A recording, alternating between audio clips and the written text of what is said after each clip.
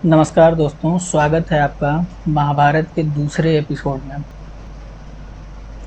दोस्तों, आज हम जिस शख्स की बात करने जा रहे हैं, शायद अगर वो नहीं होता तो ये महाभारत का युद्ध भी नहीं हुआ होता।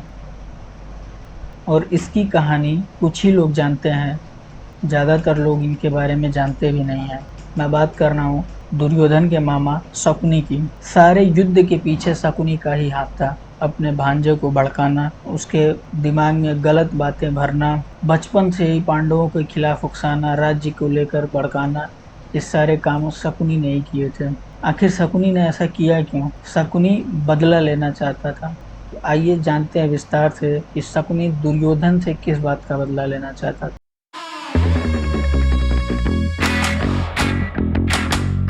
दोस्तों, गांधार नरेश सुबल, जो कि इस समय अफगानिस्तान में आता है। उत्तर अफगानिस्तान को पहले गांधार कहा जाता था। वहाँ के नरेश थे सुबल, और सुबल के 100 पुत्र थे और एक पुत्री थी गांधारी।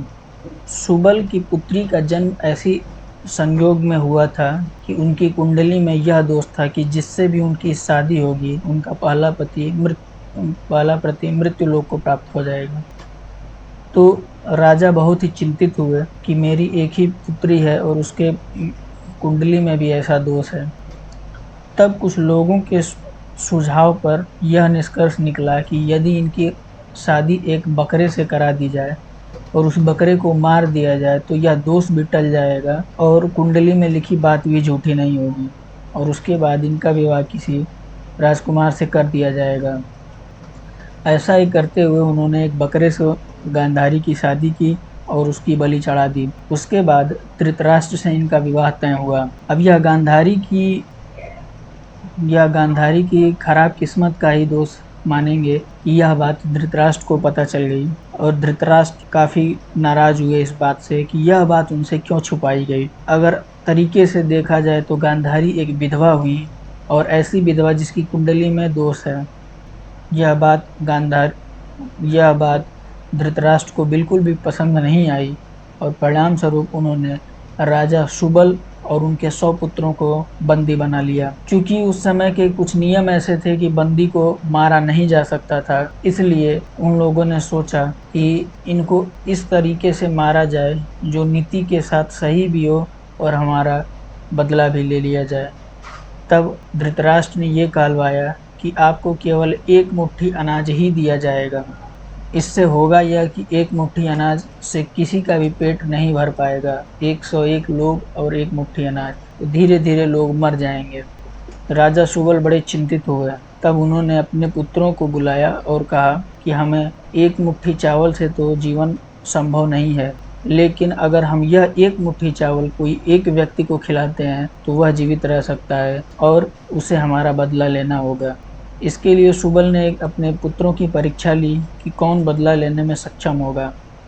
कहते हैं कि उन्होंने एक धागा दिया और एक हड्डी था, एक लंबी सी हड्डी थी, किसी पार्ट का हो सकता है वो, और उन्होंने कहा कि इस धागे को हड्डी के एक सिरे से दूसरे सिरे तक जो पिरो देगा वही सबसे बुद्धिमान होगा। राजा के सभी 100 पुत्रों में से ऐसा किसी ने नहीं कर पाया। सबसे छोटे पुत्र ने कर दिखाया। उसने क्या किया कि एक चींटी के ऊपर उस धागे को बांध दिया और चींटी को एक तरफ के सुराग से घुसा दिया उस हड्डी में, और वह चींटी चलते हुए दूसरे सुराग से निकल जाती है और इस तरह धागा उस हड्डी में पिरो देता है। राजा बहुत प्रसन्न हुए, और वही सबसे छोटा पुत्र राजा का शकुनी था।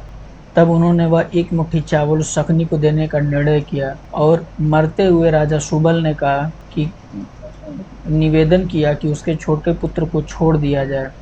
मरते हुए व्यक्ति का निवेदन मानते हुए धृतराष्ट्र ने शकुनी को छोड़ने का निर्णय लिया, और शकुनी ने अपने एक एक भाइयों को अपनी आंखों के सामने दम तोड़ते देखा था, अपने पिता को और अपने 99 भाइयों को। शकुनी यह देखते हुए धृतराष्ट्र से बहुत ही घृणा करने लगा, और उसने यह योजना बनाई कि किस तरह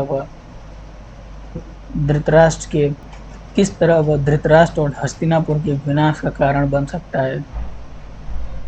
वह अपने बदले में इतना चूर हो गया कि उसने अपने 3 पुत्रों को भी इसमें घसीट लिया, और वह 3 पुत्र भी इसी युद्ध में समाप्त हो गए। खुद शकुनी भी इस युद्ध में मारा गया और इसी तरीके से उसने धृतराष्ट्र के 100 पुत्रों का वध करवाकर अपने 100 भाइयों और पिता की मृत्यु का बदला ले लिया। इसीलिए कहते हैं कि शकुनी से बड़ा शातिर कोई नहीं था। शकुनी के पासे के बारे में भी यह कहा जाता है कि जब उसके पिता की मृत्यु होने लगी तब उसके पिता ने ही कहा था कि तुम मेरी हड्डियों का पासा बना लो, वह हमेशा तुम्हारी बात मानेंगे। और शकुनी ने ऐसा ही किया था। कुछ लोग ये भी मानते हैं कि शकुनी का पासा हाथी के दांत का बना है। दोस्तों, मैं यह बताते हुए चलूँगा कि वेद व्यास लिखित महाभारत में शकुनी की इस कहानी का कोई वर्णन नहीं है। यह कहानी कुछ पुरानी कथाओं द्वारा और कुछ और लिखे उपन्यासों के द्वारा सुनाई गई है। अगर कहानी अच्छी लगी तो हमारे वीडियो को लाइक करिए, कमेंट करके कुछ गलती हुई हो तो उसको बताइए और हमारे चैनल को सब्सक्राइब करना मत भूलिएगा। धन्यवाद।